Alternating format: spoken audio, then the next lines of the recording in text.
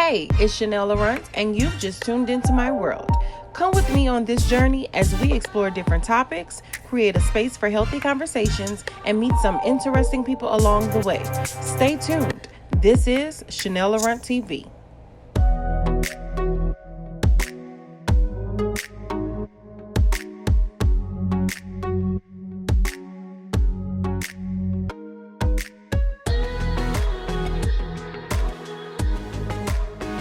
Welcome to Chanell Laurent TV. I'm your host, Chanell Laurent, and you are tuned into Chapter 2, Mask Off, How People Perpetuate Multiple Identities for Selfish Gain.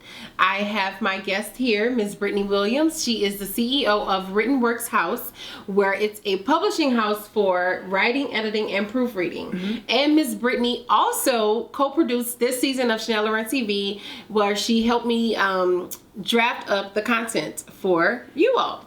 So start with the Written Works House. We're going to start, how did you, well, I know that you're a writer and you were English major. Yes. But how did you start, writing, love to write? What did it, Yeah, so I think it really just started from my love of reading first. Okay. When I was in school studying, my major was English literature. So I was just really into stories. That was really kind of like I can see that. Yes, the core of what I was into. I even went to grad school. I didn't really know what I wanted to do professionally yet, but I'm like, I love these stories. I'm into it. I'm into all the different ways we can tell stories, into how characters are built in these stories, and just language in general. So I, of course, naturally, kind of went over into writing as well. And then, of course, studying in school, you do a whole lot of writing and a lot of just breaking text down and getting to what's behind it. A lot of times it's psychological things and all these other you have to break it down. Yes, definitely. So in just thinking in terms of how to monetize that's what led me to professional writing. Whether it be copywriting or editing. I did even writing, journalistic writing for my newspaper in college and things like that. Yeah. So, I was kind of at a place where I was like, what's the common thread between all these things that I'm doing and all these things that people are coming to me for? Finding who you are, part of life. Yes. So I was like, I really think it's the stories. That's what holds it together. So that's kind of what's behind, my tagline for Written Works House is building brands one keystroke at a time. Okay. But, kind of the underpinnings of that is everyone has a story, and I feel like I'm the conduit to kind of help tell people's stories, whether it's me helping authors who are trying to self-publish or a company that's doing a website they need copy for. What's the brand or what's the voice, what's the tone of what their brand is and what they're trying to create. So that's kind of how I guess Written Works House. I mean, that's really good because I was a journalism major, so I'm, into writing, telling stories. Yeah. Of course, I'm into on-camera broadcasting, but English is a little bit more extensive. Yeah. I love to write and I love to tell stories, but it was you had to drag that part out of me because I'm like, no, I just want to get on camera and I just want to, tell them who I am and show them like this. But English is so extensive. It's different. I mean, was this something that you were interested when you were younger? Your mom, dad, did they play a major part in this? Well, my mom was a teacher. That explains it. Yeah, my dad's a very avid reader.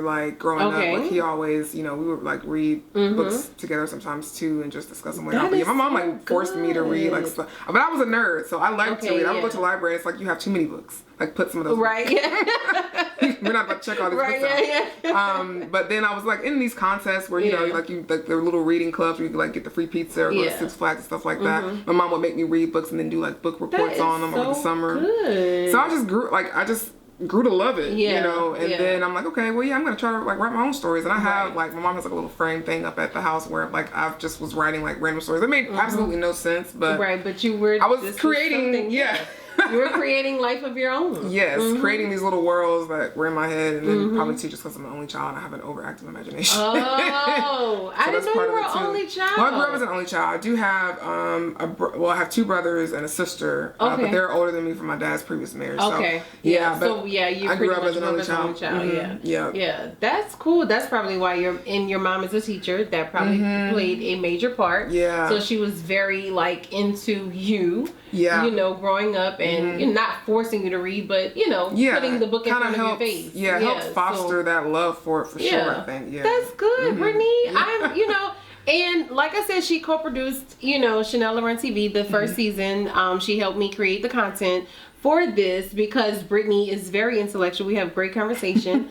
So all of that. So I know that you're working on a ton of projects. So tell me a little bit about, like, you edit, you proofread, so and you write. So you, submit write-ups for magazines. You edit books, you proofread, and you're working on getting your own publishing company as well. Yes. So tell us a little bit about that. So currently I have a couple of clients that are interested in having their books published. One already has her book published, actually. My friend and soror, Nikita Haney. So you guys check out her first book, Phases, book 1. It's available on Amazon and Barnes & Nobles right now, actually. So only on ebook right now, but we're, doing our research on what it takes to get to print and everything. Yeah. And another, actually referred, she referred another person to me, which I feel like it's probably going to be kind of how a lot of That's how a lot of things work. Yeah, networking. And I prefer that too, because at least people are familiar with the work and kind of come to you knowing a certain level of expectation. And then they are serious if they come to you from someone else. Yeah, because at least we went through the process, and it's like you can go buy that book now on ebook if you want. It's available. So we have a finished product. Okay. Perfect. And so I have those 2 clients with the books, and then I'm also a contributing editor for a New York-based magazine called New Magazine, and they're actually in the process of kind of gathering material for the second issue. Okay. The official second issue. That's going on. Now, I'm not going to say I don't know when exactly that was going to come out or be available, but I'll definitely keep you posted. But that's going on. We're actually doing some copy for a website. A friend of mine is starting their own music marketing company. So working on some copy for his new website for that. That'll be launching, I think, in February. So, that's some of the main projects that you're working on right now. Yeah. And we're also doing the podcast too, but it's not really under Written Works House, but it's, It's a part of you. It's an extension of Brittany. Because we talk a lot about, entrepreneurial, ventures, because my co-host on there, he's an entrepreneur too, so, we kind of just, it's more of us just talking and semi-ranting. Trust me, I know that's basically what I do too, but it's on topics that every day. So we're gonna, as in transition to the topic, because I do want to talk about this, because this is a really great topic, how people perpetuate multiple identities for selfish gain. We were having this conversation already because this is what we do, girl talk. And we were talking about, someone that was, I do Airbnb from time to time, and it was a guy that was my Airbnb where he was basically trying to persuade me to, him get in my bed so that he didn't have to pay Airbnb. And ultimate finesse. Yes, the ultimate finesse. But saying how he would help me with my business. He, traveled back and forth from LA. He's a rapper. He's this, but he really wanted to persuade me so that he didn't have to pay, so he can have a free stay, and then also get all of my connects, because he knew that I was in the industry and that he basically can just come up, So all of these things, and this is just one instance, because we deal with this every day, being entrepreneurs, and then being in Atlanta was the mecca for finesse. Scammers. Scammers. And then being just a cultural woman. I mean, that's just, like we just said, this being at the bottom of the totem pole, being a cultural woman, we have the hardest. So we have to work 3 times as hard just to get to where they are. Right. But for someone, that's perpetuating these multiple identities, it's like there's a timeline for the representative. So what are the questions that, you can tell the guests that they should ask to get that timeline of the representative out, so that they can really get to know that person that they're seeing, or even friends, so that they can really see what the intentions are for that relationship? Yeah, I think the timelines are definitely gonna vary from person to person, and based on the dynamics of your relationship. It's really hard to gauge somebody's true intentions. Discernment is a large part of that, and that takes time to even kind of get to a point where you can properly discern. But I think, you know, I actually read a book not too long ago called Science of Love. Okay. And in that book, they talk about really essentially putting things in place where you're kind of testing that person to see like what their reactions are going to be to certain things. And I mean, it really does sound sort of like a game. I mean, because I didn't believe in doing stuff like that either, like before. But now I think if you really value your time, you have to put people in uncomfortable situations to kind of see like who they really are, like really check their mental, check to see like kind of where they're at with stuff. And it's not, you don't have to do it in a malicious way or in a way that's going to hurt them. Right. But you have to protect you ultimately. Right. Yeah. I mean, you have to do... I think a good way of looking at it is like, okay, I'm not expecting anything from this person that I wouldn't expect from myself. So I know how I am and how I kind of guard myself. I don't want to do it in an unhealthy way, but I don't want to do it to where I'm opening myself up to things for no reason. Exactly. So, you know, I feel like if I can withstand it, you ought to be able to withstand it, you know? Not that I'm going to go like overboard or go crazy with it, but I think that, you know, you really do have to be intentional about how you discover somebody's intentions. Yeah. It's not going to just, sometimes things will just be revealed to you over time, but it depends on how much time you think that you have. I mean, I had someone tell me one time, like, oh, I think if you talk on the phone to somebody every day for 2 to 3 months that you know them. Yeah. I'm like, I don't get that because you got to be around them and you got to be in different environments with them. Yeah. How do they act? Do they act differently with their family as opposed to like their friends, as opposed to you know, people at work? I'm not talking about code switching. I'm just talking about, do they switch up? Because sometimes you can change some of your like, you know, how you talk or, you know, code switching. Yeah, how you would talk to a white man versus a black man. Right. How you just kind of like manage yourself as opposed to like, I'm gonna be a whole different person over here. Yeah. Which is like going from, you know, a disrespectful standpoint to being respectful around your parents. Right. Versus you being disrespectful in front of your homeboys. Exactly. That's not something that I'm gonna deal with. Right. So in light of that, we were having a conversation too because Brittany and I hang out from time to time, and you know, she had met a friend that I was seeing, and I had just what we saying, you know, you're like, you have to test people to see what are their intentions, and that initially wasn't my thing to do. Like, it wasn't something that I was intentionally doing, but it just happened that way. And then with the situation that happened that I didn't like, and it brought me out of character, which I had mentioned on my Instagram. But I was intentional about what I'm doing and where I wanted to go. So I had the conversation with him, you know, what are we? What are we doing? And we need to define what this is, because with uncertainty comes anxiety, and I get really bad anxiety. And I start making up stories in my own head. So I'm like, okay, we need to define what this is so that we can know what are we doing, and if we're friends, you know, if we need to draw boundaries, let's draw boundaries there. If we don't want to draw boundaries and we're all in, hey, we're all in, because I'm ready for that as well. Yeah, you just need enough information to make a choice that's going to be best for all involved. Like, everybody's involved, because I told him, I said, well, I'm very selfless, and people take advantage of that. But just like I said, the people that perpetuate multiple identities for selfish gain, they take advantage of that. They take your kindness for weakness. And if we're not, I mean, you know, he's a little selfish, and I told him that you're a little selfish, you know, but he also expressed to me that he's growing and he's maturing. So he owns his selfishness. So he owns it, and that's a step. So that's why I was willing to work. You know, but me telling you, let's, you know, whatever we're doing, let's define this, you know, because the uncertainty brings on other problems that I don't want, I can't take. And, you know, figure out what we're doing, because if we need to set boundaries, let's do that. But of course, needless to say, he's no longer here.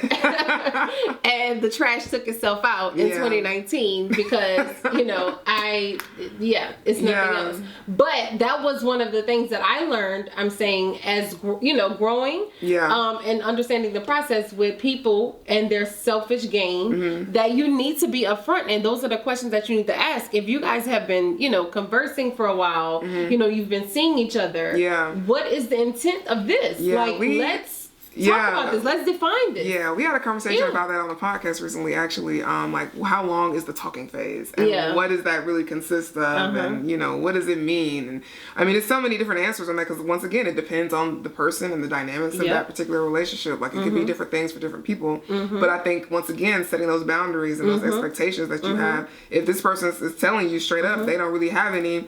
They don't have expectations. They just out here trying to see where it goes or see what happens. That's what it's gonna be. It's gonna be this. Just see where it goes. And then you're gonna see where it goes for wobbly situation. Yeah. You want to be in that? Yeah. Maybe you don't care. You're at a place where you can handle that. But you know, if you do that, at least get to a point where if you're no longer on board with that, say that. Give that person an option too, because they might, you know, you up here, you done switched up in your head thinking it's something else, and they like, wait a minute, I thought we said we was seeing where we're going. It was like a little piece of paper in the wind. Yeah, and we're not understanding that, you know, because a lot of women do that. You know, we will hold back our feelings, you know, because of and it's fear. It's definitely fear, because that was one of the things that I realized in that last situation that I was in, that I had a lot of fear of disappointment, which because of the fear of disappointment, it allowed me to lash out in a way that I did not want to lash out, but hey, I did it. It happened. But it also let me see that I'm not going forward. I can't move forward with a guy because it was that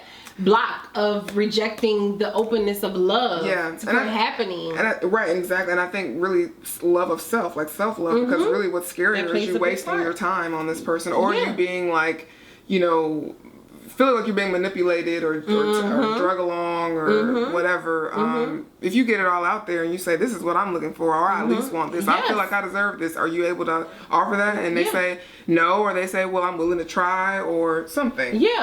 If they can't give you any answer, then you really don't want to deal with it, because they can't even like verbalize or articulate their feelings. But the first step is you articulating to them what you want or what your intentions are for the situation. Because if you don't, like you said, I mean, like we said, people here in this new age world, the millennium 2019, people are perpetuating multiple identities for selfish gain. They do not care about anybody but themselves, and people are walking around like that and are doing things selfishly to get whatever you have. It's the sign of the times. They're just following our administration's example. Pretty much.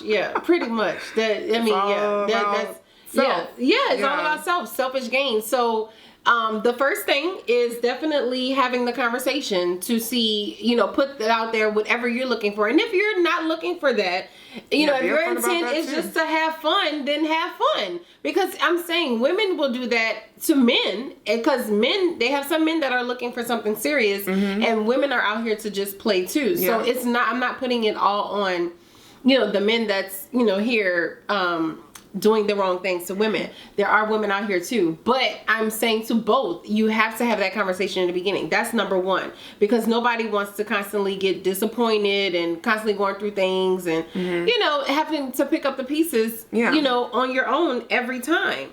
So it's just, everything is a lesson. So, and nobody wants to be used either. So just before, I don't want to wrap up anything, but before we end this, I have to bring it back to a more cultural standpoint. There are so many situations where, you know, black men make it their effort to break down the black woman. It's like it's like they have to, I mean, this is just my, you know, this is how I feel, you know, so it's like black men make it their effort to break down the black woman, especially if a black woman, you know, is on her stuff. Like she, you know, has a stable income, you know, have a degree or two, you know, probably a kid or no kids, you know, but she has a place, she, you know, have it set up, you know, she's a woman where she has standards and, you know, principles and morals, where she come from a good family, or even if she come from a single parent home, that does not, you know, negate you from having a situation that's good for you. So there are a lot of men, black men, that kind of resents that woman and make it their effort, which is very immature and weak, but they make it their effort to break down the black woman. Like, tell me your thoughts on that, or if you even feel that way, because you may not feel that way. Not to say that I'm not going to say that there aren't men out here that are doing that are kind of making it their business to do that, but I think a lot of them are doing it unintentionally. A lot of them are hurt. A lot of them are like, I don't want to say damaged, but it's just like they haven't really done the inner work for themselves to like heal over past experiences or negative experiences with women. Some of it may even stem from like having not so good relationship with their mom, even, which is heavier energy that we don't realize how much it plays into who we become as adults. Yeah. So. Not that that's really an excuse, because once you get to be grown, once you're an adult, that's you gotta need to figure do it the out. work. Yeah, you have to do the work. Yeah, to get better. Yeah, and you're not gonna have anything really fulfilling. You're not even gonna be fulfilled within yourself until you do that. Yeah. Much less be able to give it to somebody else and like build with somebody in a healthy, stable, like successful way. Yeah. So, you know. All the negative experiences I've had with men, oh God, that sounds terrible. Like I'm stacking them up. You have a long list. But, and all of them haven't been like all bad, but I think that, you know, I like to take accountability for myself in that too. Like, why am I attracting these types of guys? Bingo. Bingo. I just spoke about this, not to cut you off, but I just spoke about this on my Instagram this past week, where you keep attracting the same types of people, but you have to realize they're tests a lot of times, especially if you've been doing the work. It's test number one to see, like one of the memes I saw. It said God send your ex back sometime to see if you still stupid.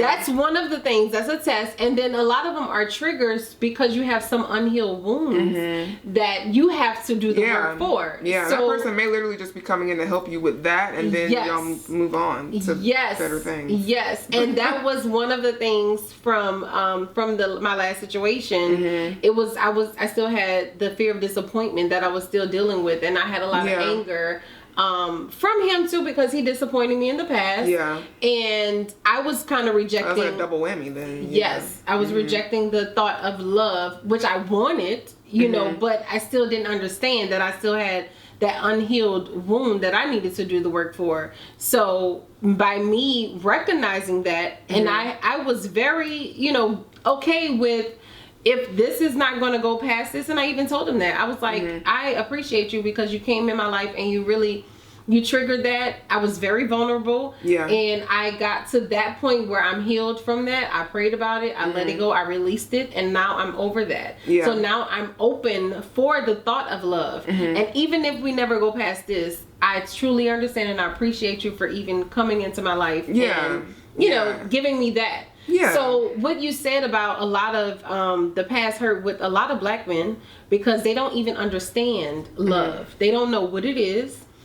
They know, because a lot of black families, they feel like purchasing things for you or buying things for you or giving you the better things or what they, you know, your parents didn't have. They feel like that's love. Yeah. Because we don't know how to express it and communicate love. You know, and truly what it is. And to be fair, I think for a lot of our generation, we've just been misled about what love is. We were kind of like bombarded with all of these like media representations of love from TV and movies and books. And, you know, love is really not... It's not a glamorous necessarily thing. It's pretty mundane on the day to day, and it's something that requires a lot of effort and work to sustain. It's just like taking care of a plant or a child or any of these things. Like you're not gonna always feel, and that's what really, you know, determines the love that you have. I think for someone, or even something like your craft or whatever. Like you're still working on these things on the days where you don't even want to do it or you don't even feel like doing it. But love is kind of what I think, other than just like persistence and ambition and drive. You kind of have to have a little bit of that love for whatever it is, passion for that, to still want to do it, and to be consistent with it. Yeah, exactly. Yep. Yeah, so, that's good. So when we're the generation of instant gratification, so it's really hard, I think, to understand that concept now, or especially unconditional love. Because it's not to give and I don't get anything back, or what do I get out of it? Like, you know, that's not even a word that, you know, they even know, right? Because that was one of the things that the guy and I had, you know, conversation. He's like, you know, there's no such thing as unconditional love, and I said that is not true. Girl, thank you. Like, that is exactly what I was saying. I'm like, are you serious? Like, what do you mean there's no such thing as unconditional love? You know, he's like, because that's like if your child, this is his, was he an atheist? No. Okay. Goes to church every Sunday. Doesn't believe in unconditional love? Goes to church every Sunday, that don't girl. mean nothing. Right. So, but he said, that's like if you're a child, if they do something wrong, basically like you're mad at them. And I was like, no, let me stop you there. Yeah. Because you don't like them at that moment because they have done something wrong or they have went against your teachings or whatever it is that they have done, but you still love them ultimately because that's your child. Right. That's who you brought here in this world. And even if it's a spouse or a friend or something like that, you love them. You may not like them at that moment, but you still love them ultimately because you care for them. You may not like them or what they have done. Right. So that's a big point, and that's a big thing in this generation because a lot of people don't understand what unconditional love is. It's without conditions. So if Brittany is going through a situation where I'm not even gonna say that because there was I can't even think of the girl name, but she was a basketball wife and her husband was a basketball player and she had cancer. He cut off his hair because she had lost her hair. Not saying that was something, but for him to do that and for him to stand by her and to love her without conditions, he cut off his hair for her. Not saying that was a big thing, but it helped her to see and made her feel loved, because I could imagine anyone losing their hair not feeling like they are, not feeling beautiful or, that confidence or having that. But he made her feel that in his own way because he cut off his hair for her. So it's just a tip, unconditional love is something that I guess you do have to grow. It's not something that is taught in a lot of the more cultural homes. But pay attention to people, pay attention to the things that they're doing, pay attention to people's intentions. Please ask the right questions, ask direct questions, and because you know what your intent is. So ask direct questions, have that adult conversation in the beginning of situations. I understand women because we get fantasize about what this could be. We start planning our weddings. If you're a hopeless romantic, as soon as you meet that guy, you feel like that guy is just perfect.